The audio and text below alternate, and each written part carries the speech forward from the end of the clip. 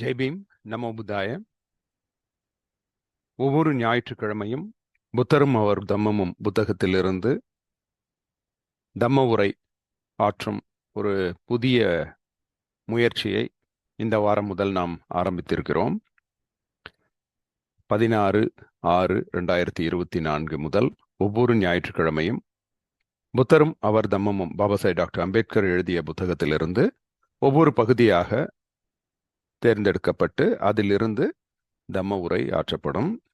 இந்த முன் முயற்சியை புத்திஸ்ட் ஃப்ரெட்டர்னிட்டி கவுன்சில் சார்பாக உபாசகர் பாரதி பிரபு அவர்கள் முன்னெடுத்துள்ளார். இந்த தம்ம உரை ஆற்றுவதற்கு எனக்கு வாய்ப்பளித்தமைக்கு முதலில் புத்திஸ்ட் ஃப்ரெட்டர்னிட்டி கவுன்சில் அமைப்பிற்கும் உபாசகர் பாரதி பிரபு அவர்களுக்கும் என்னுடைய நன்றியை தெரிவித்துக் கொள்கிறேன். காணொளியில் இணைந்திருக்கும் அனைவருக்கும் என்னுடைய காலை வணக்கம். நான் ஒரு கேன்சர் சர்ஜன், புற்றுநோய் அறுவை சிகிச்சை நிபுணர். என்ன ஒரு டாக்டர் போய் தம்ம உரையாற்றுறதுக்கு பாரதி பிரபு கூப்பிட்டுருக்காரு அப்படின்னு நீங்கள் யோசிக்க வேண்டாம். நான் ஒரு புற்றுநோய் அறுவை சிகிச்சை நிபுணராக இருந்தாலும் கூட பௌத்தத்தில் ஆர்வம் கொண்டு 2016ஆம் ஆண்டு பௌத்தமேற்று அதன் பின்னர் பௌத்த நூல்கள் பல வாசித்திருக்கிற அனுபவத்தினாலும், அது தவிர புனேயில் உள்ள சாவித்ரிபாய் பூலே பல்கலைக்கழகத்தில் post graduate diploma in Theravada Buddhist psychology and psychotherapy என்கிற ஒரு படிப்பையும் முடித்திருக்கிறேன். அது தவிர எம்எஸ்சி சைக்காலஜியும் முடிச்சிருக்கேன்.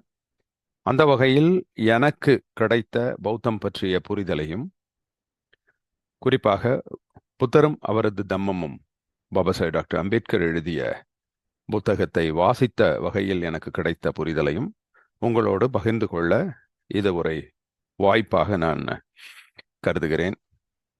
அதற்கு இந்த காணொளியில் இணைந்திருக்கும் அனைவருக்கும் என்னுடைய முதல் வணக்கத்தை தெரிவித்துக் கொண்டு இந்த உரைக்கு நம்ம போகலாம். இந்த தம்ம உரையோடைய ஒரு சிறிய விளக்கத்தை நான் சொல்லிடுறேன். முதல்ல இதை ஒரு நேரடி புத்தக வாசிப்பாக எடுத்துக்கொள்ளாமல், அந்த புத்தகத்தில் இருக்கக்கூடிய விஷயங்களை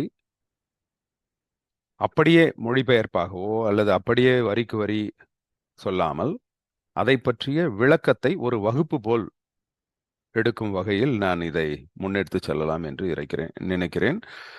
அதற்கு உங்கள் அனுமதி வேண்டும். 1. 2வது, இந்த நூலை பற்றி விளக்குவதற்கு நான் ஆதாரமாக எடுத்துக்கொண்டவை 2. ஒன்று பாபாசாஹேப் டாக்டர் அம்பேத்கர் எழுதிய த புத்தா அண்ட் இஸ் தம்மா ஆங்கில பதிப்பு. இது அந்த தைவான் பதிப்பு. இந்த பதிப்பை தான் நான் எடுத்துக்கிட்டு இருக்கேன்.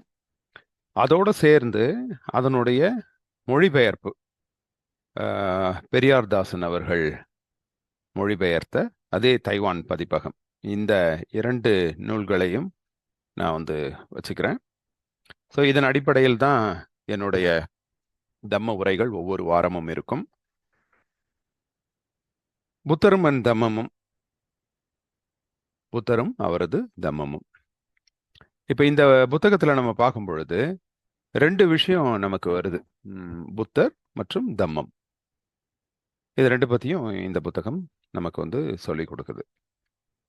பொதுவாக ஏன் இந்த புத்தரும் தம்மமும் புத்தகத்தை நம்ம எடுத்துக்கணும் அப்படின்னா, புத்த மதத்தில் இணைந்துள்ளவர்களுக்கும் சரி, அல்லது இணைய விரும்புபவர்களுக்கும் சரி, அல்லது புத்த மதத்தை பற்றி தெரிஞ்சுக்கணும் அப்படிங்கிற ஆர்வம் உள்ளவர்களுக்கும் சரி, பொதுவாக அவங்களுக்கு பௌத்தம் அப்படின்ன உடனே நிறைய கேள்விகள் வரும். ஒன்று என்ன அப்படின்னா, புத்த மதத்தில் என்ன செய்வாங்க, என்ன வணங்குவாங்க, அவங்க என்ன பண்டிகை கொண்டாடுவார்கள், அவங்க புத்த மதத்தை சார்ந்தவர்களுடைய வீட்டு நிகழ்வுகள் எப்படி இருக்கும், புத்த மதமே எப்படி இருக்கும் அப்படின்னு ஒரு கேள்வி வரும் கண்டிப்பாக.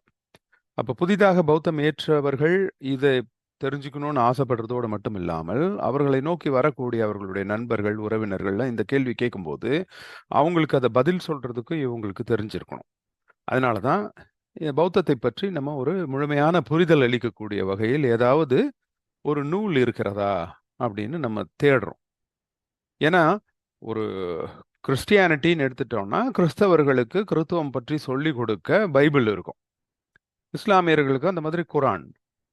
இந்துக்களுக்கு ஒரு நூல் அப்படின்னு குறிப்பிட்டு சொல்ல முடியலைனா கூட அவர்கள் வந்து கோர்ட்ல அவங்க வந்து சத்தியபிரமாணம் எடுத்துக்கிறதுக்கு பகவத்கீதையை தான் இந்துக்களுக்கு கொடுக்குறாங்க. ஸோ அதனால அது ஒரு இந்துக்களின் அடையாள நூல் அப்படின்னு வேணா எடுத்துக்கலாம். சீக்கியர்களுக்கு அதே மாதிரி குரு கிராந்த் சாஹிப்னு இருக்கு, ஆதி கிராந்த்னு. பார்சிகளுக்கு ஜென்ட் ஹவிஸ்டான் புக் இருக்கு. ஜெயினர்களுக்கு அகம் சுத்ரா அப்படின்னு இருக்கு. பௌத்தர்களுக்கு என்ன இருக்கு அந்த மாதிரி நூல்? பௌத்தம் பற்றி நம்ம எப்படி தெரிஞ்சுக்கிறது அப்படின்னா அதுக்கு திரிபிடகம் இருக்கு. திரிபிடகம்ங்கிறது தி அப்படின்னா 3. இந்த 3 பிடக, பிடக அப்படின்னா பாஸ்கெட், அதாவது 3 தொகுப்புகளாக வழங்கப்பட்டிருக்கக்கூடிய பௌத்த போதனைகள். திரிபிடகம்னு என்னது? ஒன்று வந்து சுட்ட பிட்டகா, இன்னொன்று வினய பிட்டகா, இன்னொன்று அபிதம்ம பிட்டகா. சுட்ட பிட்டகாங்கிறது புத்தர் கூறிய அந்த பாடல்கள் வடிவில் இருக்கும், செய்யுள் வடிவில் இருக்கும். வினய பிட்டகாங்கிறது புத்த பிக்குகளுக்கான விதிமுறைகள், பிக்குகள் மற்றும் பிக்குணிகளுக்கான விதிமுறைகள் அடங்கிய தொகுப்பு வினய பிட்டகா. அபிதம்ம பிட்டகாங்கிறது அந்த சுட்டாக்களில் பாடல் வடிவில், செய்யுள் வடிவில் சொல்லியிருப்பதை அப்படியே உரைநடை வடிவில் புரிந்து கொள்ளும் வகையில் விளக்கமாக கூறியிருப்பது அபிதம்ம பிட்டகா. ஸோ இந்த 3 பிட்டகாவை சேர்த்து தான் தி பிட்டகான்னு சொல்றோம். பிட்டகா, 3 பிட்டகா. ஆனா இந்த 3 தொகுப்புகளுமே மிகப்பெரிய வால்யூம். அது வந்து 73 தொகுதிகள் கொண்டது. இந்த 73 தொகுதிகளும் ஒரு பௌத்தர் படித்து அதை பற்றி புரிந்து கொள்றது அவருடைய வாழ்நாளே போதாது. அப்போ அப்படி இருக்கும் பொழுது இதுக்கு என்னதான் தீர்வு அப்படின்னு பார்த்தோம்னா, இந்த 73 தொகுதிகளையும் சுருக்கி ஏதாவது ஒரே ஒரு நூல் நம்ம வந்து ஈஸியா அதை படிச்சு புரிஞ்சுக்கிற மாதிரி இருக்குதா பௌத்தத்துல அப்படின்னு நம்ம தேட வேண்டியதா இருக்கு. ஏன்னா பைபிளே அப்படிதான். பைபிளே வந்து 73 தொகுப்புகளை இணைத்து சுருக்கி தான் பைபிள்னு வருது. 73 கனானிக்கல் ஸ்கிரிப்ட்ஸ் அது. அதுல இருக்கிறதா அந்த கல்வெட்டுகள்ல 73 கல்வெட்டுகளாக இருந்ததை தொகுத்து பைபிள்னு கொடுக்குறாங்க. அப்ப அந்த மாதிரி 73 தொகுதிகளாக பிரித்திருக்கக்கூடிய திரிபிடகத்தை தொகுத்து ஏதாவது ஒரு நூல் இருக்குதா? அப்படி இருந்தா நம்ம அதை படிச்சு தெரிஞ்சுக்கலாமே அப்படின்னு பார்க்கும் பொழுதுதான் புத்தரும் அவர் தம்மமும் புத்தகம் பாபா சாஹேப் டாக்டர் அம்பேத்கர் எழுதியது நமக்கு மிகச்சிறந்த ஒரு நூலாக இருக்கிறது. இப்ப இதை நம்ம மட்டும் வாசிச்சிட்டோம்னா நமக்கு புத்தரை பற்றியும் தெரிஞ்சிரும், அவர் போதித்த தம்மம் பற்றியும் தெரியும். இப்ப புத்தரும் அவர் தம்மமும் அப்படின்னு அந்த தலைப்புக்குள்ள நம்ம போறோம். ஏன் தம்மம்? ஏன் புத்தர்? அப்படி இப்போ கிறிஸ்துவனா அது வந்து கிறிஸ்டியானிட்டிங்கிறது மதம். இஸ்லாம்னு அது ஒரு மதம். அப்போ புத்தரும் அவர் மதமும்னு தானே இருந்திருக்கணும். ஏன் புத்தரும் அவர் தம்மமும்னு இருக்கணும் அப்படிங்கிற ஒரு கேள்வி வருது. அப்ப அந்த மதம்னு ஏன் பயன்படுத்தாம தம்மம்னு பயன்படுத்துறாங்க அப்படிங்கிற கேள்விக்கு நம்ம பதிலளிக்க வேண்டியிருக்கு. ஏன் இதை நான் முதல்ல எடுத்துக்கிட்டேன்? புத்தரும் அவர் தம்மமும் 2 பகுதி இருக்கு. புத்தரை பற்றிய இந்த புத்தகத்தில் இருக்கிறது, தம்மத்தை பற்றி அந்த புத்தகத்தில், இது ரெண்டையும் சேர்ந்ததான் புத்தரும் அவர் தம்மமும் புத்தகம். பொதுவாக எல்லாரும் புத்தரும் அதுல இருந்து தான் ஆரம்பிப்பாங்க, புத்தருடைய வாழ்க்கை வரலாறு அந்த மாதிரி. அந்த புத்தகத்திலையும் அப்படிதான் இருக்கு. முதல் பகுதியிலிருந்து புத்தரை பற்றிய குறிப்புகள்ல இருந்து ஆரம்பிக்குது. புத்தருடைய வாழ்க்கை வரலாறு, அவருடைய பிறப்பு முதல் அவருடைய ஞானம் எய்தியது வரை இதை வந்துட்டு அதுக்கப்புறம் தம்மத்தை பற்றி சொல்லி அந்த வரிசையில் தான் அதுல இருக்கு. ஆனாலும் நான் முதல் பகுதியாக எடுத்துக்கிட்டது புத்தரை பற்றி அல்ல, தம்மத்தை பற்றி நான் எடுக்கிறேன். ஏன்னா இந்த கேள்விதான் நம்ம முன்னாடி உடனே வருது.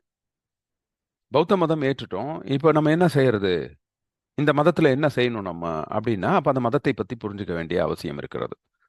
நம்மளை நோக்கி வரவங்களும் அதான், நீங்க புத்திஸ்ட்னு சொல்றீங்க, நீங்க என்ன பண்ணுவீங்க அப்படின்னு கேட்டா அப்ப நம்ம அந்த மதத்தை பத்தி சொல்ல வேண்டியிருக்கு. நம்ம உடனே புத்தரை பத்தி சொல்றதை விட நம்ம பின்பற்றக்கூடிய வாழ்வியல் முறை என்னவாக இருக்க போகிறது அப்படிங்கிறத சொல்றது தான் நம்மளுடைய இம்மீடியட் நீடா இருக்கு.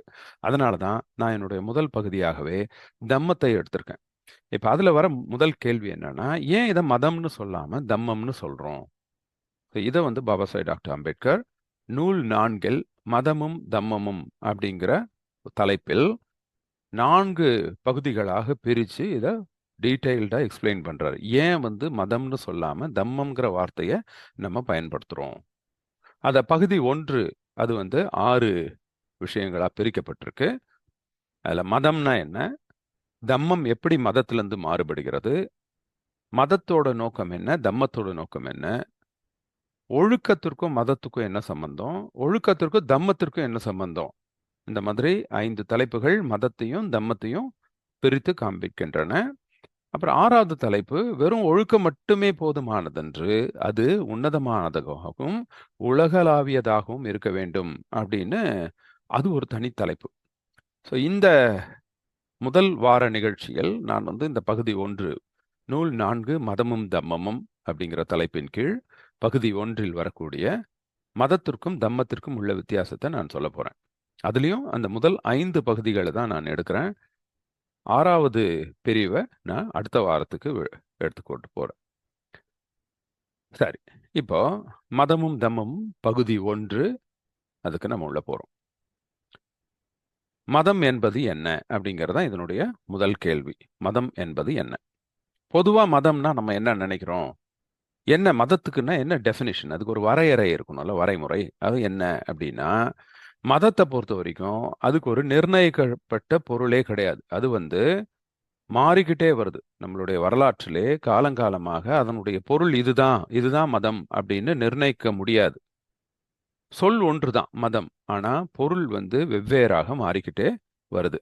ஆதி காலத்துல மனிதன் என்ன பண்ணா, அவனுடைய இயற்கை சீற்றங்களை தணிக்க மந்திரம், தந்திரம் அப்படின்னு அதெல்லாம் வந்து செஞ்சுட்டு இருந்தாங்க. ஏன்னா இப்போ வந்து ஒரு இயற்கை சீற்றமாக திடீர்னு வெள்ளம் வரும், அதில் வந்து ஒரு காட்டுத்தீ வரும், நிலநடுக்கம் வரலாம்.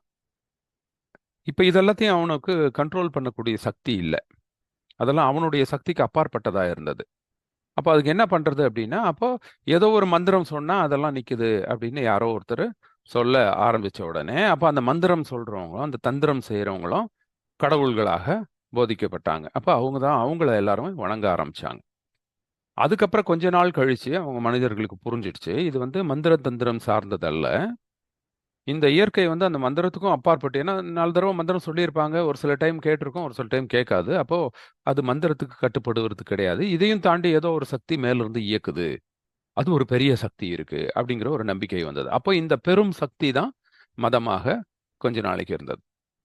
அப்புறம் நாளடைவில் அந்த சக்தி வந்து நல்ல சக்தியாகவும் இருக்கு, தீய சக்தியாகவும் இருக்குன்னு அதை மனிதர்கள் நம்ப ஆரம்பிச்சாங்க. அப்போ அந்த சக்திக்கு வந்து நம்ம அந்த பெரிய சக்தி, இயற்கையை கட்டுப்படுத்தக்கூடிய சக்திக்கு நம்ம வந்து ஒரு சில பூஜைகள், பலி, சடங்குகள், யாகங்கள் செய்வதன் மூலம் அந்த சக்தியை நம்ம வந்து வணங்கினா நமக்கு அந்த இயற்கை சீற்றத்திலிருந்து பாதுகாப்பு அளிக்கும் அப்படின்னு நம்ப ஆரம்பிச்சாங்க. அப்போ என்ன பண்ணுவாங்க, இந்த நல்ல சக்திக்கு வந்து அதை மகிழ்விக்கும் கூடிய சடங்குகள் செய்யறது, தீய சக்தியை தான் அதனுடைய கோபத்தை தணிக்கக்கூடிய சடங்குகள் செய்யறது. இப்ப இந்த மாதிரி அந்த பெரிய சக்தியை குளிர்விப்பதன் மூலம் அல்லது சாந்தப்படுத்துவதன் மூலம் மனிதன் இயற்கை சீற்றங்கள்ல இருந்து தன்னை காப்பாற்றிக் கொள்ள முடியும் அப்படின்னு நினைச்சதுதான் மதத்தை பற்றிய புரிதலாக ஆதி காலத்துல இருந்தது. அதன் பிறகு கால ஓட்டத்துல என்ன ஆயிடுச்சு அப்படின்னா, இது வந்து இந்த பெரும் சக்தி, அதற்கு வந்து பேர் கடவுள்னு உருவாச்சு. அப்ப இந்த கடவுள் தான் கிரியேட்டர் அப்படின்னு, அதாவது இவர் தான் உலகத்தையும் மனிதனையும் படைத்தவர் அப்படிங்கிற ஒரு நம்பிக்கை வந்தது. அப்ப இந்த காலகட்டத்துல கடவுள் தான் மதம். இந்த கடவுள் தான் உலகத்தை படைக்கிறேன் அப்படின்னு சொன்ன உடனே அதுக்கப்புறம் ஆன்மான்னு ஒண்ணு வருது. ஏன் அப்படின்னா, இந்த கடவுள் மனிதனை வந்து மறுபிறவி கொண்டு வருவாரு. இந்த ஆன்மாக்கு அழிவு கிடையாது. அவன் செய்யற ஒவ்வொரு விஷயத்தையும் கடவுள் வந்து கணக்கு போட்டு வச்சுக்கிட்டே இருப்பாரு. நல்லது செஞ்சா அவனுக்கு நல்ல பிறவியை கொடுப்பாரு அடுத்த ஜென்மத்துல, கெட்டது செஞ்சா அடுத்த ஜென்மத்துல கெட்ட பிறவி கொடுத்துருவாரு அப்படிங்கிற ஒரு நம்பிக்கையில ஆன்மா, ஆன்மா சார்ந்த கடவுள், இந்த ரெண்டையும் இணைத்து ஒரு நம்பிக்கை உருவாச்சு. இதுதான் மதம் அப்படின்னு அந்த காலகட்டத்தில் புரிதல் இருந்தது. அப்ப இப்படித்தான் வந்து மதம் அப்படிங்கிற ஒரு கருத்துருவாக்கம் ஆரம்பத்துல இருந்து இன்னைக்கு வரைக்கும் இருக்கு. ஸோ இப்போ வந்து நமக்கு மதம் அப்படின்னு சொன்னாலே ஒருத்தவங்களுக்கு என்ன புரியுது அப்படின்னா, அந்த மதத்துக்கு ஒரு கடவுள் இருப்பாங்க, அது ஆன்மா இருக்கும். அந்த கடவுள் வந்து இந்த ஆன்மா வந்து நல்லது செய்யறதும் கெட்டது செய்யறதுக்கும் ஏற்ற மாதிரி ஒரு பாவ கணக்கு வச்சிருப்பாரு. ஒரு பாவ மன்னிப்பு தினம் வரும், அல்லது இறந்த பிறகு நரகம் அல்லது மோட்சங்கிறது முடிவாகும். அங்க வந்து ஒரு கணக்கு இருக்கும். அந்த கணக்கு புக்கை சித்திரகுப்தன் ஒருத்தர் வந்து பார்ப்பாரு. இவர் வந்து நல்லது செஞ்சிருக்கவங்களாம் சொர்க்கத்துக்கு அனுப்புவாரு, கெட்டது செஞ்சவங்களாம் நரகத்துக்கு அனுப்புவாரு. அப்போ இந்த வாழ்க்கையில நம்ம வந்து சொர்க்கத்துக்கு போகணும்னா நம்ம இப்ப இருக்கிற நம்ம ஆன்மாவை நம்ம வந்து சுத்தமா வச்சுக்கணும். நம்ம எதனா பாவம் செஞ்சா அதுக்கு பரிகாரம் பண்ணணும், பாவ மன்னிப்பு தேடணும். இல்லைன்னா சாமியை நம்ம கும்பிட்டு அவரை வந்து மகிழ்விச்சு நம்ம வந்து சொர்க்கத்துக்கு போறதுக்கான வழிமுறைக்கு நம்ம இப்ப இருந்தே நம்ம கணக்கு புத்தகத்துல நம்மளுடைய பாவங்களையும் புண்ணியங்களையும் கணக்கு வச்சுக்கணும் அப்படிங்கிறது தான் மதத்தை பற்றிய ஒரு நம்பிக்கையாக இருக்கிறது. அப்போ இந்த கடவுள் சார்ந்து ஒரு மதம் இருக்குதுன்னும் போது அந்த கடவுளுக்கு வந்து எப்படி நம்ம அந்த கடவுளை வந்து குளிர்விக்க முடியும், எப்படி அவரை வந்து சாந்தப்படுத்த முடியும்னா அதுக்கு தான் பலிகள், தியாகங்கள், பரிகாரங்கள், பூஜைகள், புனஸ்காரங்கள், சடங்குகள், சம்பிரதாயங்கள் இந்த மாதிரி நிறைய இருக்கும். அதுல வந்து ஒரு பூஜாரி இருப்பாரு. அவரு கடவுளுக்கு புரியிற ஒரு பாஷையில பேசுவாரு. நம்ம எல்லாம் வந்து அதை வணங்கிட்டு நிக்கணும். இந்த மாதிரி தான் ஒரு மதம் அப்படிங்கிறத நமக்கு பொதுவா இருக்கக்கூடிய ஒரு புரிதல். அப்ப இதுதான் மதம். சரி. அப்ப இதே மாதிரி தான் புத்தமும் இருக்கிறதா? பௌத்தமும் இந்த மாதிரி தான் ஏதோ ஒரு கடவுள், ஆன்மா, சடங்குகள், சம்பிரதாயங்கள், புத்தரை வணங்கக்கூடிய வழிமுறைகள் இதை போதிக்கிறது தான் புத்தருடைய மதமா, பௌத்தமா அப்படின்னா, அப்போ இது வந்து தம்மம்ங்கிற பேர்ல வந்து இந்த மதம் அழைக்கப்படுகிறது. அப்ப தம்மம் எப்படி நம்ம பொதுவா புரிஞ்சுகிட்டு இருக்கிற மதத்திலிருந்து மாறுபடுகிறது? அது தெரிஞ்சாதான் நம்ம வந்து மதத்துக்கும் தம்மத்துக்கும் வித்தியாசம் இருக்குன்னு சொல்ல முடியும். என்ன அப்படி வித்தியாசம் வருது அப்படின்னா, மதம் அப்படிங்கிறது பொதுவாக ஒரு தனி மனிதன் சம்பந்தப்பட்டது. அதாவது அவனுடைய ஆன்மா நல்லா இருக்கணும். அந்த ஆன்மா வந்து நல்ல செயல்களை செய்யறதன் மூலம் அவன் சொர்க்கத்துக்கு போகணும். இது வந்து பிற மனிதர்கள் சம்பந்தப்பட்டது கிடையாது. ஒவ்வொரு மனிதனும் தன்னை பற்றி சிந்திக்கக்கூடிய ஒரு விஷயம் தான் மதம். ஸோ அவன் நல்லா நடந்துக்கிட்டான் அப்படின்னா அவன் வந்து சொர்க்கத்துக்கு போவான். அப்ப இது எதன் அடிப்படையில் இருக்கு அப்படின்னா, ஒவ்வொரு மனிதனும் தன்னை நல்லபடியாக வச்சுக்கிட்டான்னா, தான் நல்லவனா இருந்தான்னா, தான் சொர்க்கத்துக்கு போகணும் அல்லது தான் நரகத்துக்கு போயிடக்கூடாதுன்னு பயத்தோட ஒழுக்கமாக நடந்துக்கிட்டா இந்த சமூகம் நல்லா இருக்கும் அப்படிங்கிற ஒரு புரிதலில் இயங்குவது தான் மதம். ஆனா தம்மம்ங்கிறது எப்படின்னா, அது வந்து சமூகம் சம்பந்தப்பட்டது. ஒவ்வொரு மனிதனும் தன்னுடைய சக மனிதன் நல்லா இருக்கணும், தன்னுடைய சமூகம் நல்லா இருக்கணும் அப்படின்னு யோசிச்சு தன்னை வழிநடத்திக் கொள்வது வந்து தம்மம். இது ரெண்டுத்துக்கும் வித்தியாசம் இருக்கு. எப்படி அப்படின்னா, எந்த ஒரு சமூகமுமே இப்ப ஏன்னா தம்மம்ங்கிறது ஒரு சமூகம் சம்பந்தப்பட்ட விஷயம். அப்ப சமூகம்னா எப்படி இயங்கும்? எந்த ஒரு சமூகத்துக்கும் அரசாங்கம் இருக்கணும். இந்த அரசாங்கம் 3 வகையாக இயங்கலாம். ஒண்ணு, எந்த ஒரு கட்டுப்பாடுமே அந்த நாட்டின் பிரஜைகள் மேல இல்லாம ஒரு அரசாங்கம் இருக்கலாம். இது வந்து கட்டுப்பாடற்ற அரசாங்கம். அல்லது முழு கட்டுப்பாட்டையும் தன் மக்கள் மீது வைத்துக்கொண்டு ஒரு அரசாங்கம் நிர்ணயிக்கலாம் அந்த ஆட்சியை. இது வந்து எதேச்சதிகாரம். இது வந்து டிக்டேட்டர்ஷிப்னு சொல்றோம். மன்னர்கள் காலத்து அரசாங்கம் அது. அல்லது ஒரு அரசாங்கம் மக்களுக்கான விதிமுறைகள், ரூல்ஸ் அண்ட் ரெகுலேஷன்ஸ், லா, அது வந்து தம்மம். அதை மீறுறவங்களுக்கு தண்டனை கொடுக்கறதுக்கு ஒரு நீதிமன்றம். ஸோ இந்த மாதிரி ஒரு கான்ஸ்டியூஷன், அதாவது அரசியலமைப்பு சட்டம் பிளஸ் அதை மீறுபவர்களுக்கு தண்டனை அளிக்கக்கூடிய நீதிமன்றம், இந்த மாதிரி ஒரு இணைப்போடு இருக்கலாம். இது வந்து டெமோக்ரஸி, ஜனநாயகம். இப்போ முதல்ல இருக்கிறது கட்டுப்பாடற்ற ஒரு அரசாங்கம் அப்படின்னா அது ஆதி காலத்து சமூகம், யார் வேணா என்ன வேணா செய்யலாம். அதன் பிறகு வந்தது மன்னர்கள் காலத்து சமூகம். அங்க வந்து மன்னர்களுக்கு தான் முழு பவருமே. அதன் பிறகு வர்றது ஜனநாயகம். இங்க வந்து ஒரு அரசியலமைப்பு சட்டம்னு ஒன்று இருக்கும். அதுக்கப்புறம் அதுல மீறுபவர்களுக்கு நீதிமன்றத்தின் மூலம் தண்டனை வழங்கக்கூடிய ஒரு சிஸ்டம் இருக்கும். ஸோ இந்த 3 வகையில தான் அரசாங்கம் இருக்க முடியும். இந்த 3 வகையில இருக்கக்கூடிய அரசாங்கங்கள்ல என்ன பிரச்சனை இருந்தது அப்படிங்கிறத பார்ப்போம். இப்போ வந்து கட்டுப்பாடற்ற ஒரு சமூகம் இருந்து ஒரு அரசாங்கம் இருந்துச்சுன்னா அங்க வந்து மக்களுக்கு சுதந்திரம் இருக்காது. என்ன அது முரண்பாடா இருக்கே, கட்டுப்பாடே இல்லைன்னா முழு சுதந்திரம் தானே அப்படின்னு நினைக்கலாம். ஆனா ஒரு சமூகத்துல எந்த ஒரு கட்டுப்பாடும் இல்லைன்னா அங்க இருக்கக்கூடிய பிரஜைகளுக்கு சுதந்திரம் இருக்காது. ஏன் அப்படின்னா, இப்ப நம்ம வீட்டு பெண்கள் வெளியில போறாங்க அப்படின்னா யார் வேணா என்ன வேணா செஞ்சிடலாம், எந்த ஒரு கட்டுப்பாடும் கிடையாது அப்படின்னா நமக்கு எப்படி பயம் இல்லாம இருக்க முடியும்? அப்ப சுதந்திரமே, நம்ம வெளியே போறதுக்கே பயப்படுவோம். அங்க சுதந்திரம் இருக்காது. அப்போ நம்ம இப்ப வெளியில போறோம் அப்படின்னா இங்க ஒரு ஒரு சட்டம் இருக்கு. அதை மீறுறது உங்களை தண்டிக்கப்படுவாங்க. அதனால யாரும் அவ்வளவு சீக்கிரம் நம்மள வந்து தாக்கிட மாட்டாங்க, நம்மளுக்கிட்ட மிஸ்பிஹேவ் பண்ண மாட்டாங்க அப்படிங்கிற ஒரு நம்பிக்கை தான் நமக்கு அந்த சுதந்திரத்தை கொடுக்குது. ஸோ கட்டுப்பாடே இல்லாத சமூகத்தில் கண்டிப்பாக சுதந்திரம் இருக்காது, எல்லாருக்கும் பயம்தான் இருக்கும். அடுத்தது எதேச்சதிகாரம், டிக்டேட்டர்ஷிப். இந்த இடத்துலயும் மக்களுக்கு சுதந்திரம் இருக்காது, ஒரு கருத்து சுதந்திரமே இருக்காது. ஏன்னா இங்க மன்னர் வைப்பதுதான் சட்டம். அந்தந்த சூழலுக்கு ஏற்ற மாதிரி மன்னர்கள் தான் இஷ்டத்துக்கு முடிவு எடுப்பாங்க. ஸோ இவர்களுக்குன்னு ஒரு வரைமுறை இருக்காது. என்னதான் இருந்தாலும் கடைசியில மன்னர் சொன்னது தான் கடைசி. அப்போ மன்னரை எதிர்த்து நீங்க எந்த குரலுமே கொடுக்க முடியாது. அது புரட்சின்னா ஒடுக்கப்பட்டுடும். இது ஒரு எதேச்ச அதிகாரம். அப்போ மக்களுக்கு கருத்து சுதந்திரம் இருக்காது. அவங்க சுயமா யோசிக்க முடியாது. அப்பயும் ஃப்ரீடம் கிடையாது. அப்ப எங்க தான் சுதந்திரம் இருக்கும் அப்படின்னா, ஒரு ஜனநாயகத்துல தான் மக்களுக்கு சுதந்திரம் இருக்கும். ஏன்னா, அங்க ஒழுக்க விதிமுறைகள் இருக்கும். ஒரு அரசியலமைப்பு சட்டம் இருக்கும். அந்த சட்டத்தை மீறுபவர்களை தண்டிக்கக்கூடிய ஒரு சிஸ்டம் இருக்கும். அப்போ மக்கள் அந்த சட்டத்திற்கு பயந்து நடந்துக்குவாங்க. அப்போ அந்த நம்பிக்கையில மக்கள் சுதந்திரமாக வாழ முடியும்.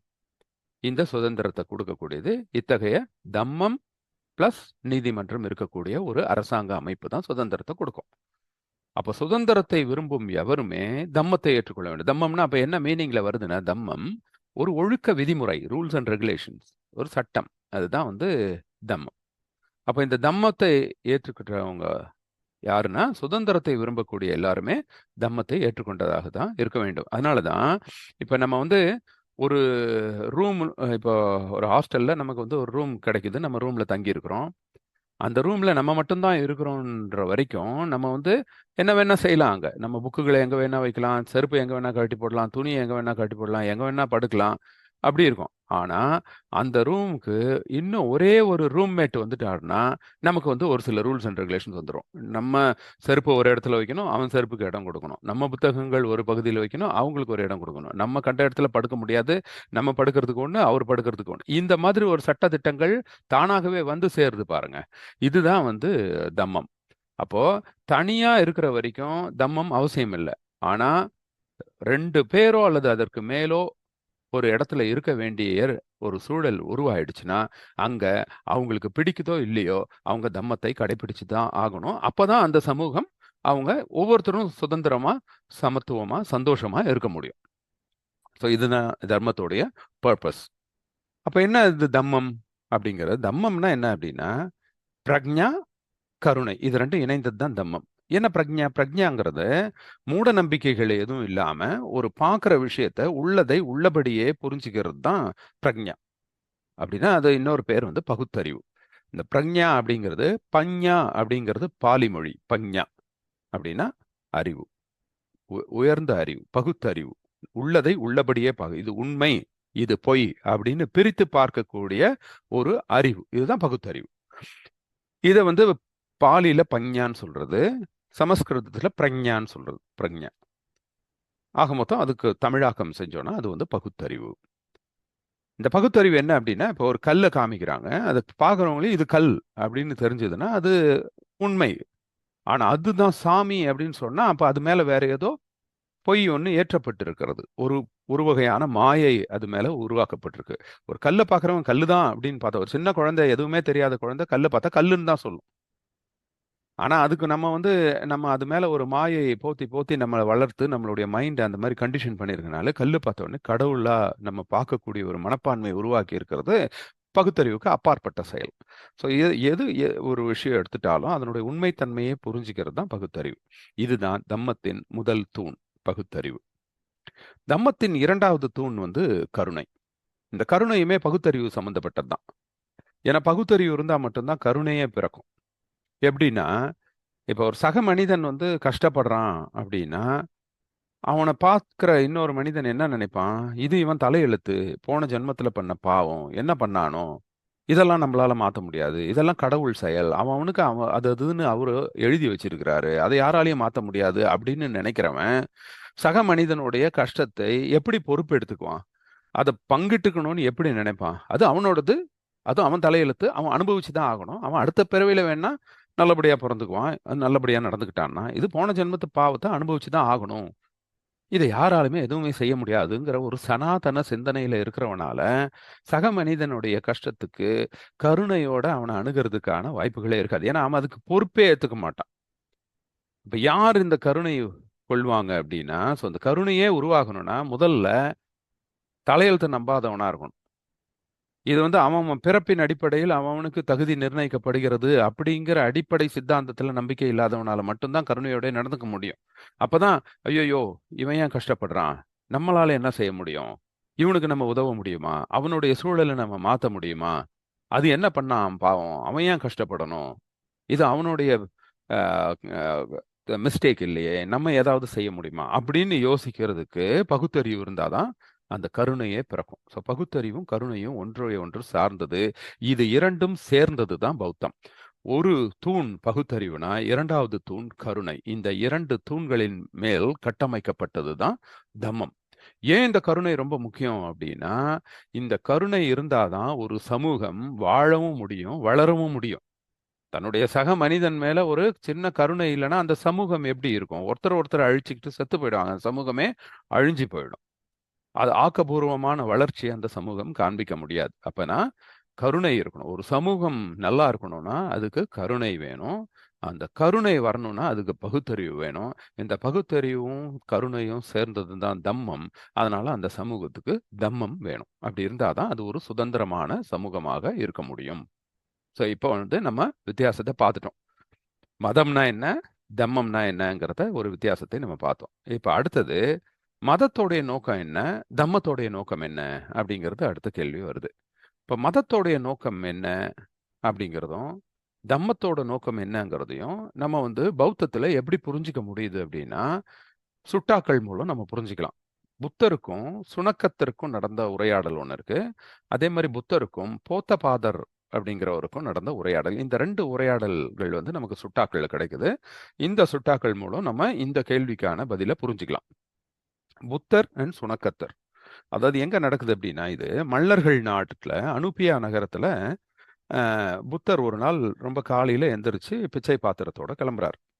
ரொம்ப அதிகாலைங்கிறனால இன்னும் மக்கள் எந்திரித்திருக்க மாட்டாங்க. அவங்க வந்து பிச்சை போடுவதற்கு ஆட்கள் இன்னும் இருக்க மாட்டாங்க வீடுகள்ல அப்படின்னோடனே அவர் என்ன பண்றாரு, சரி அந்த கொஞ்ச நேரத்துல நம்ம யாரையாவது போய் சந்திக்கலான்னு அங்க வந்து பக்கவர் அப்படின்னு ஒரு துறவி இருக்கிறாரு. அவரை போய் சந்திக்க போறாரு.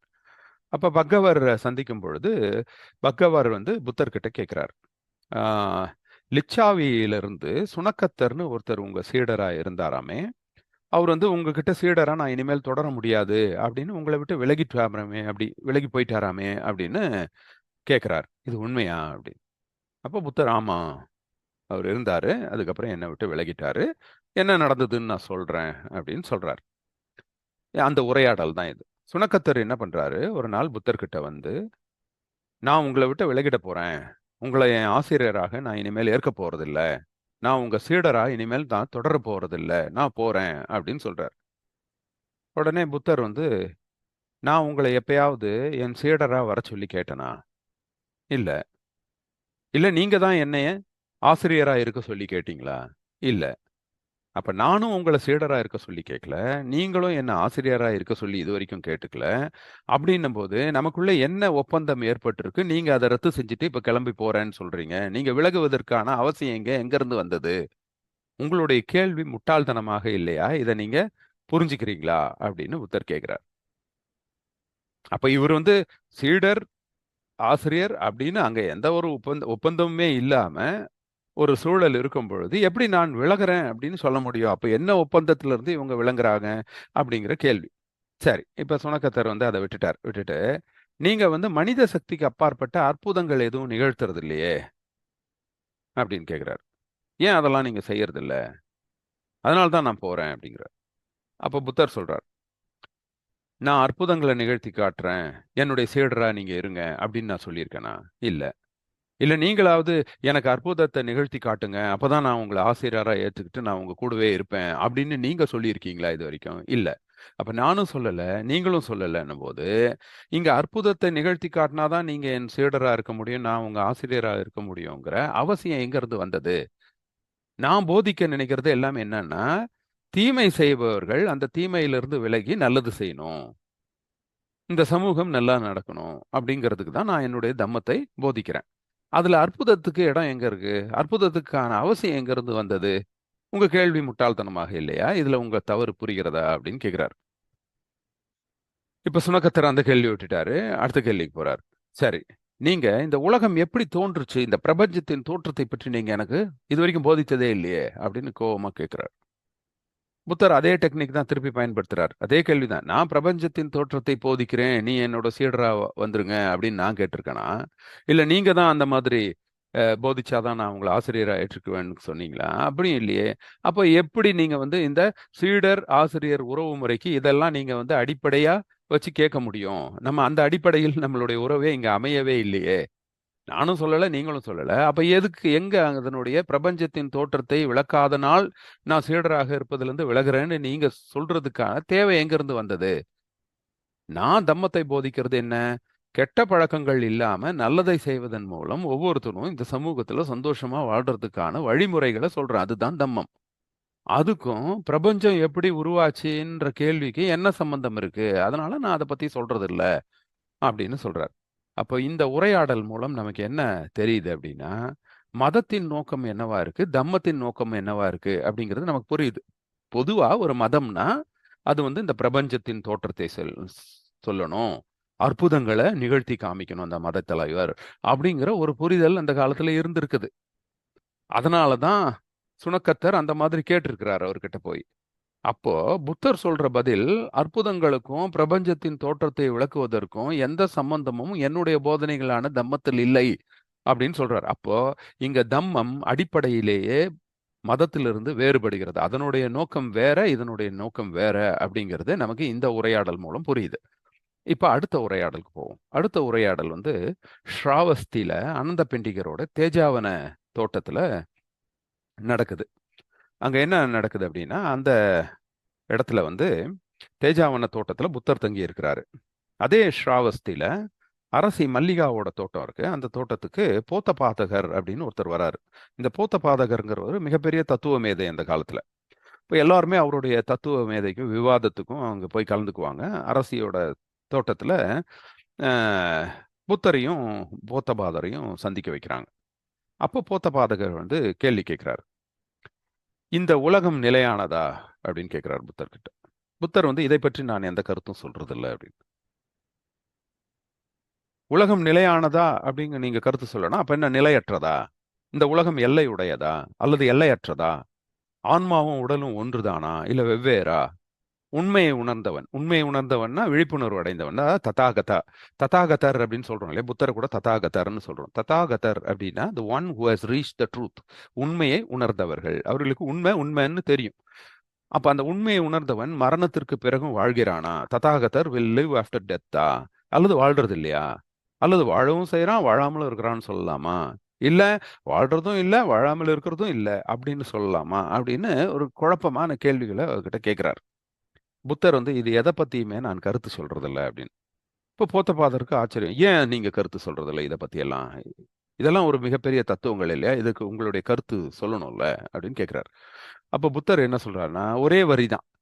ஏன்னா இந்த கேள்விகளுக்குனால எந்த பயனுமே கிடையாது. இது தம்மத்துக்கு சம்பந்தம் இல்லாத கேள்விகள்.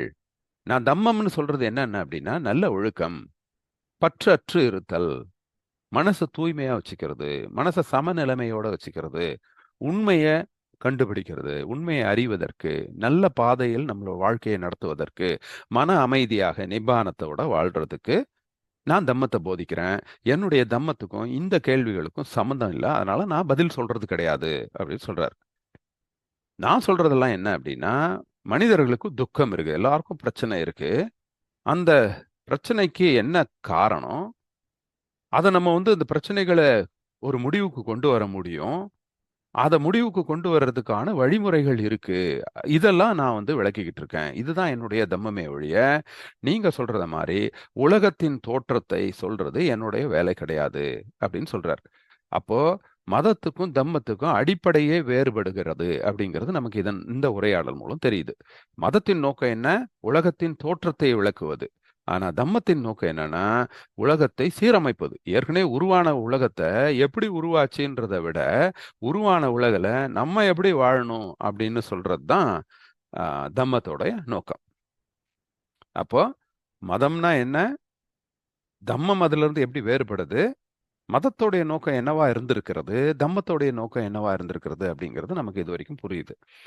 அடுத்தது, ஒழுக்கமும் தம்மத்துக்கும் மதத்துக்கும் என்ன சம்பந்தம்? ஸோ ஒழுக்கம் இந்த ரெண்டு விஷயங்கள்ல எப்படி சம்பந்தப்படுதுங்கிறத அடுத்த ரெண்டு பிரிவுகள்ல பார்க்க போறோம். ஒழுக்கம், மதத்துல ஒழுக்கத்துக்கு இடம் இருக்கிறதா அப்படின்னு கேள்வி கேட்டீங்கன்னா இல்லை அப்படின்னு ஒரே வார்த்தையில பதில். ஏன்னா மதம்ங்கிறது கடவுள், ஆன்மா, அந்த கடவுளுக்கும் ஆன்மாக்கும் நடுவுல பிரார்த்தனைகள், தொழுகைகள், சடங்குகள், பூஜைகள், பலி, யாகம் இந்த மாதிரி இருக்கக்கூடியதுதான் ஒரு மதம். ஏன்னா மதம்ங்கிறது கடவுளுக்கும் மனிதனுக்கும் இடையே உள்ள உறவு முறைக்கு என்னென்ன செய்யணும் அப்படிங்கிறத நிர்ணயிக்கிறது.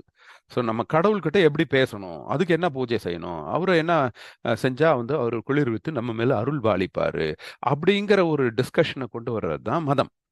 ஆனா தம்மம்ங்கிறது மனிதனுக்கும் மனிதனுக்கும் இடையேயான உறவு முறையை போதிக்கிறது. ஒரு மனுஷன் தன்னுடைய சக மனுஷங்கிட்ட எப்படி நடந்துக்கிறதுங்கிற தேவை வரும்போது தான் அங்க ஒழுக்கத்துக்கு தேவை வருது.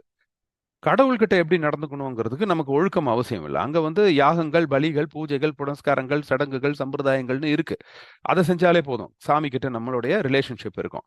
ஆனா சக மனிதன் கிட்ட ஒரு ரிலேஷன்ஷிப் வரணும்னா அதுக்கு வந்து ஒழுக்கம், விதிமுறைகள் தேவைப்படுகிறது. அந்த ஒழுக்கம்னா என்ன? அது நம்ம புரிஞ்சுக்கணும். ஒழுக்கம்னா நம்ம வந்து காலையில எந்திரிச்சு குளிச்சுட்டு, பட்டையெல்லாம் போட்டுட்டு, ஃபுல் ஹேண்ட் ஷர்ட்டைய போட்டுக்கிட்டு, காலர் பட்டன் போட்டுட்டு, அமைதியா குனிஞ்ச தலை நிமிராம ஒரு இடத்துல வந்து பவ்யமா உட்கார்ந்துருக்கிறோம். ஒழுக்கமான பையன் அப்படிங்கிறது கிடையாது ஒழுக்கம். ஒழுக்கங்கிறது என்ன அப்படின்னா, நீதி. நேர்மையாக, மனசாட்சிப்படி தன் தன்னுடைய சக மனிதன் மீது கருணை வைத்து, பரிவு வைத்து, எல்லாரும் நம்மள மாதிரி இருக்கணும். நம்மள மாதிரியே எல்லாரையும் நினைக்கக்கூடிய ஒரு மனப்பான்மை தான் ஒழுக்கம். அதுதான் ஒழுக்கம்னு சொல்றோம். அப்ப அத்தகைய மனப்பான்மைக்கு மதத்துல இடம் இருக்குதா அப்படின்னா இல்லை. ஏன்னா மதம் அப்படிங்கிறது கடவுளை மையப்படுத்தி இயங்குது.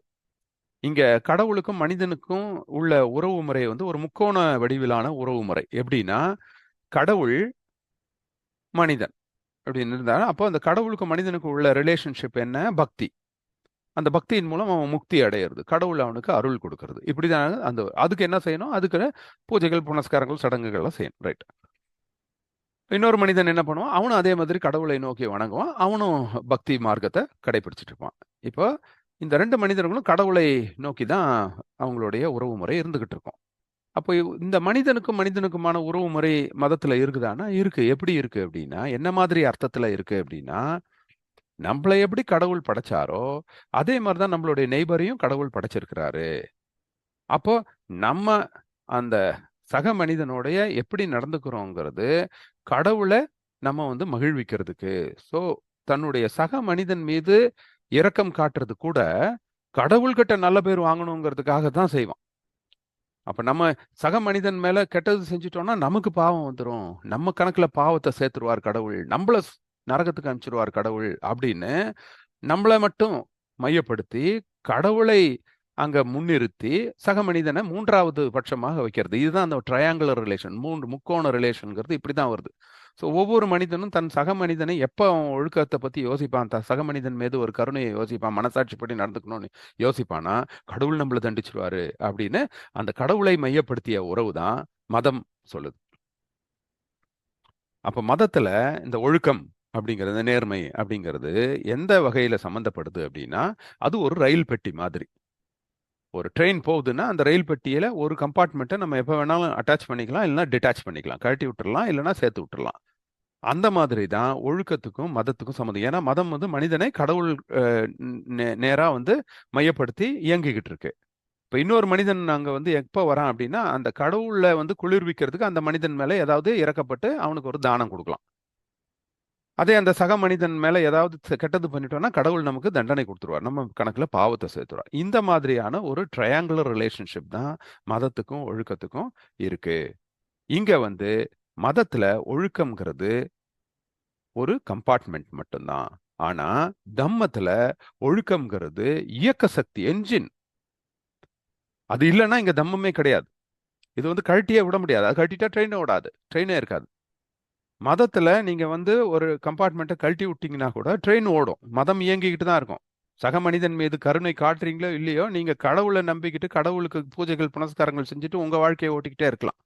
ஆனா தம்மத்துல சக மனிதன் மீது ஒரு நல்ல கருணை இல்லாம நீங்க தம்மத்தை பின்பற்றுறீங்கன்னு சொல்லவே முடியாது. அது அங்கேயே அடிபட்டு போயிடுது. இதுதான் ஒரு மிகப்பெரிய அடிப்படை வித்தியாசம். அப்ப தம்மத்துல ஒழுக்கத்துக்கு இடம் இருக்குதா? எப்படி மதத்துக்கு ஒழுக்கத்துல மதத்திற்கு அ ஒழுக்கத்திற்கு மதத்தில் இடம் இருக்கிறதா? அப்படின்னு நம்ம பார்த்தப்போ, இல்லைங்கிற ஒரே வார்த்தை பதிலா வந்ததோ, அதே மாதிரி தம்மத்துல ஒழுக்கத்துக்கு இடம் இருக்கிறதா? அப்படின்னு கேள்வி கேட்டா, இங்கேயும் ஒரே வரியில பதில், ஒழுக்கம் தான் தம்மம், தம்மம் தான் ஒழுக்கம். அது என்ஜின் மாதிரி. அதை கழட்டிட்டீங்கன்னா அங்க அங்க ட்ரெயினே கிடையாது. அது ஓடவே ஓடாது. தம்மத்துல இருக்கக்கூடிய விஷயங்கள் என்னென்ன அப்படின்னா, இங்க எப்படி மதம்ங்கிறது வந்து கடவுள், ஆன்மா, பிரார்த்தனை, தொழுகை, சடங்குகள், பூஜைகள், பலி, யாகம், பூஜை, புனஸ்காரம் இப்படி இருந்ததோ, அது எதுக்குமே இங்க இடம் கிடையாது. அதுக்கு பதிலா கடவுளுக்கு பதிலா இங்க வர ஒரே ஒரு வார்த்தை ஒழுக்கம். இங்க கடவுளுடைய பிளேஸையே தம்மத்துல வந்து ஒழுக்கம் ரீப்ளேஸ் பண்ணுது. ஒழுக்கம்ங்கிறது நேர்மை, மனசாட்சி, சக மனிதன் மீது கருணை, தம்மம். அதாவது ஒரு மனிதன் இன்னொரு மனிதன் கிட்ட எப்படி நடந்துக்கணும், தன்னுடைய விஷயங்களை எப்படி பகிர்ந்து அந்த சமூகத்துல சுணக்கமாக வாழ முடியும் அப்படிங்கிற ஒரு ஆஹ், சமூகத்துல இணக்கமாக, சாரி சுணக்கம் இல்லை, இணக்கமாக வாழ முடியும், ஒரு சுமூகமாக வாழ முடியும் அப்படிங்கிற ஒரு விவரத்தை சொல்லக்கூடியது தான் தம்மம். அப்ப நான் சொன்ன அந்த ஒரு அறைக்குள்ள தனியா இருக்கிற வரைக்கும் உங்களுக்கு எந்த ரூல்ஸும் ரெகுலேஷன்ஸும் கிடையாது.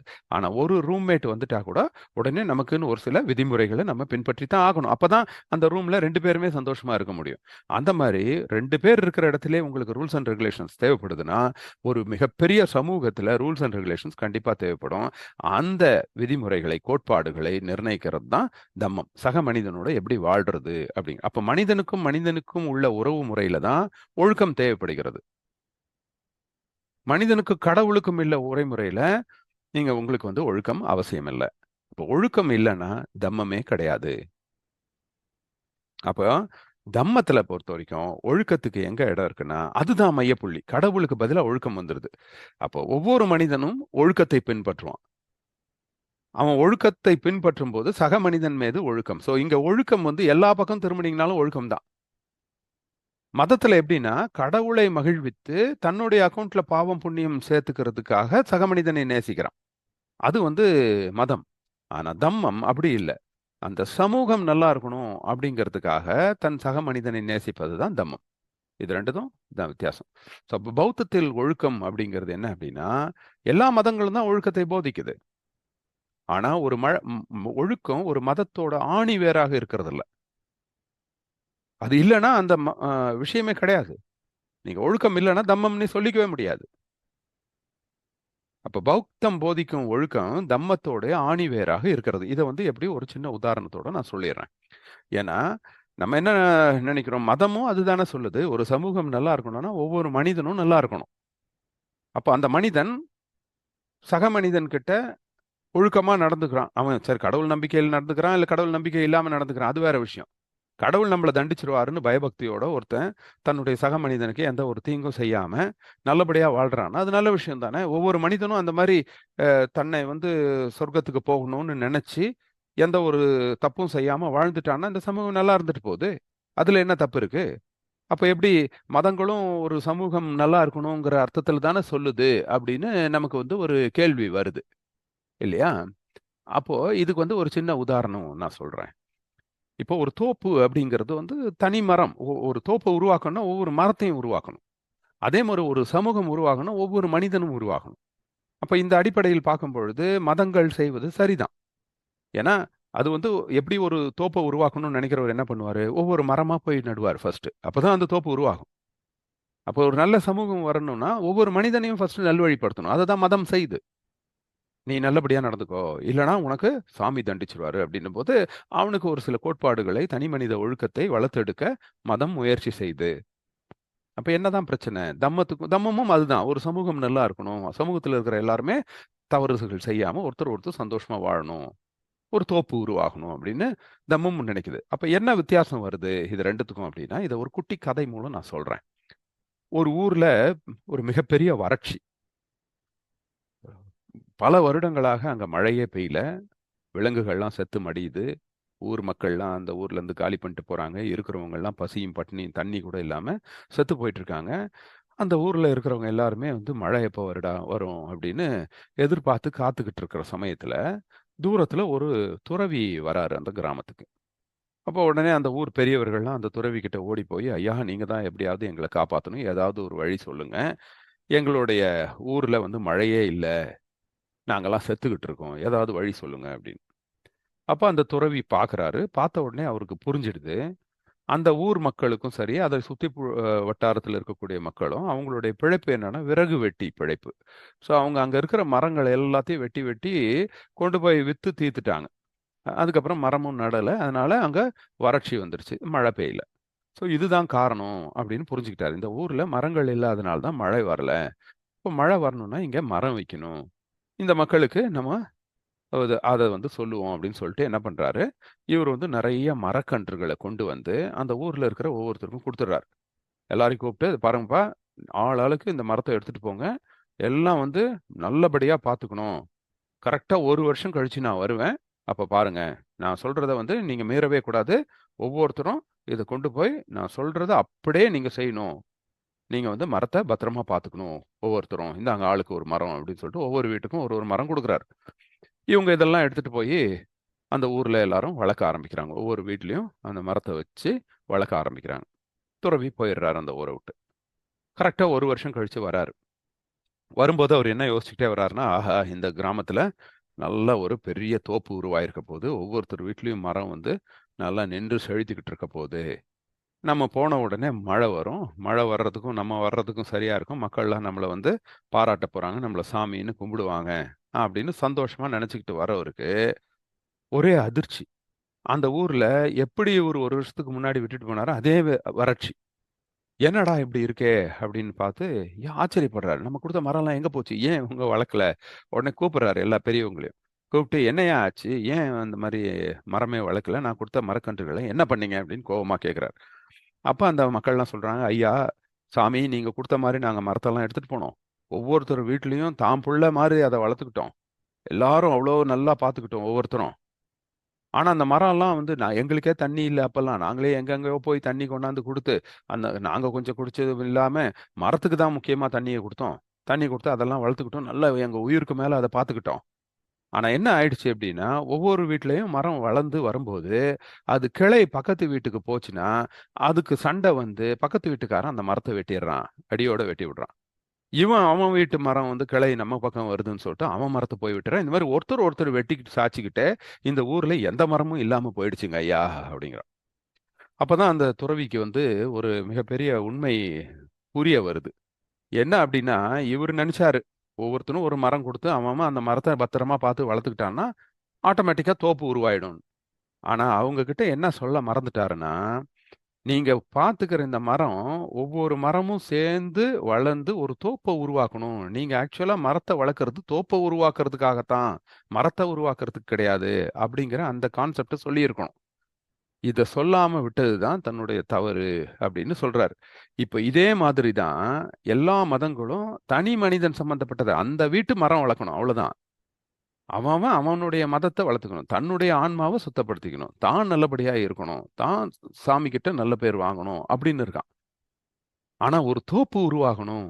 ஒவ்வொருத்தரும் அந்த மாதிரி இருக்கணும். அவங்கவங்களுக்கு அவங்கவங்க மதத்தின் மீது நம்பிக்கைய நம்ம அலோவ் பண்ணணும். அவங்கவங்களும் அவங்கவங்க அ ஒ ம் நம்பிக்கைய வந்து நம்ம பாதுகாக்கணும். அப்படிங்கிற ஒரு சமூகம் சார்ந்த எண்ணத்தை மதங்கள் விதைப்பதில்லை. ஆனா தம்மம் வந்து சமூகம் சார்ந்த தம்மத்தோடைய பர்ப்பஸ் என்ன? இந்த கதையும் இதையும் ஒப்பிட்டு சொல்லணும்னா, மதம்ங்கிறது ஒவ்வொரு வீட்லயும் மரம் வளர்ந்தா ஆட்டோமேட்டிக்கா தோப்பு உருவாயிடும் அப்படின்னு மதம் நினைக்குது. ஆனா தம்மம் என்ன நினைக்குதுன்னா, நீ மரத்த வளர்க்கிறதே அங்க ஒரு தோப்பு வளர்றதுக்காகத்தான். நீ உன்னை வந்து சுத்தப்படுத்திக்கிறதே இந்த சமூகம் நல்லா இருக்கணுங்கிறதுக்காகத்தான் அப்படின்னு சொல்லுது. ஆனா மதம் என்ன சொல்லுது? நீ உன்னை சுத்தப்படுத்திக்கிறது நீ நல்லா இருக்கணுங்கிறதுக்காக. அதனால சுத்தமா இரு. நீ எதனா தப்பு பண்ணினா கடவுள் உன்னை தண்டிச்சுருவாரு அப்படி சொல்லுது. இது 2த்துக்கும் உள்ள வித்தியாசம் இப்படிதான் நடக்குது. அதனால தான் அடுத்த வீட்டு மரம் நம்ம வீட்டுக்கு வந்த உடனே அத போய் வெட்டுறான். அதனால தான் இந்த சமூகம் என்ன பண்ணுது? தான் நல்லா இருக்கணுங்கிறதுக்காக கோயிலுக்கு போனா, அடுத்தவன் தல மேலயாச்சும் ஏறி போய், அந்த கோயில்கிட்ட, சாமி கிட்ட தன்ன காப்பாத்திக்கணும் அப்படின்னு வேண்ட தோணுது. இங்க எவன் பின்னாடி இருந்தாலும் அக்கறை இல்ல. அவன மறைச்சுக்கிட்டு, நெட்டி தள்ளிக்கிட்டு இவன் முன்னாடி போகணும்னு நெனைக்கிறான். அதனால தான் அடுத்த கோயில் சத்தம் வந்து நமக்கு நாராசமா கேக்குது. சிபிஎஸ்இ பாட புத்தகத்துல நாய்ஸ் பொல்யூஷன்ல வந்து ஒரு மதத்தோடைய சத்தத்த போடுறான். ஆனா தன்னுடைய மதத்தின் சத்தம் வந்து இனிமையா காதுல கேக்குது. என்ன காரணம் அப்படின்னா, நம்ம வந்து நம்மள பத்தி மட்டும் தான் யோசிக்கிறோம்.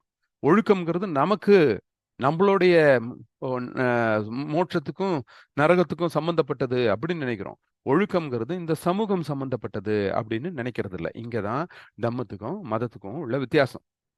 இப்போ ஒவ்வொரு மனிதனும் தன்னை நல்லா பார்த்துக்கணும் தான். கரெக்ட் தான். அதுல தப்பு கிடையாது. அப்பதான் அந்த ஒரு மரம் உருவாகும். ஆனா அந்த ஒரு மரம் உருவானாதான் அந்த தோப்பு உருவாகும். அப்ப தனி மனிதன் நல்லா இருந்தா தான் சமூகம் நல்லா இருக்கும். ஆனா இந்த 2யுமே புரிஞ்சுக்கிறது எப்படி அப்படின்னா, ஒரு உதாரணம் சொல்றேன். நம்மலாம் ஃப்ளைட்ல போம்போது, அ அங்க வந்து ஆக்ஸிஜன் மாஸ்க் விழுந்துச்சுன்னா, அதை எப்படி பயன்படுத்துறதுன்னு ஃப்ளைட் அட்டெண்டன்ட் சொல்லுவாங்க நம்மகிட்ட, அந்த ஏர் ஹோஸ்டஸ். அதாவது திடீர்னு ஆக்ஸிஜன் அளவு குறைஞ்சிச்சுன்னா, நீங்க என்ன பண்ணணும் அப்படின்னா, மேல இருந்து ஆக்ஸிஜன் மாஸ்க் விழும். அதை எடுத்து நீங்க மூக்குல இப்படி பொருத்திக்கணும் அப்படின்னு அவங்க செஞ்சு காமிப்பாங்க. அப்போ ஒண்ணு சொல்லுவாங்க.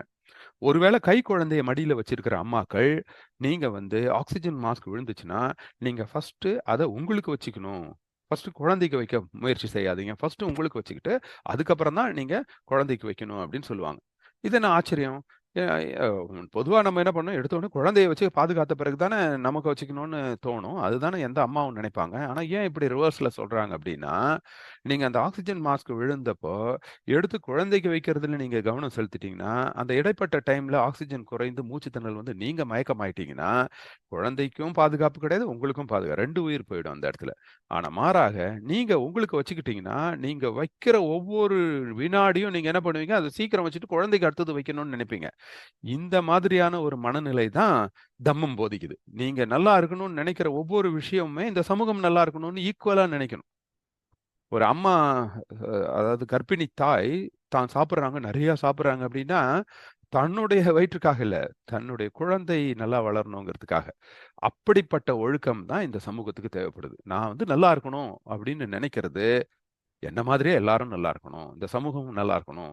இந்த சிந்தனை, அந்த சின்ன டிஃபரன்ஸ் தான் மதத்துக்கும், தம்மத்துக்கும் உள்ள வித்தியாசம்.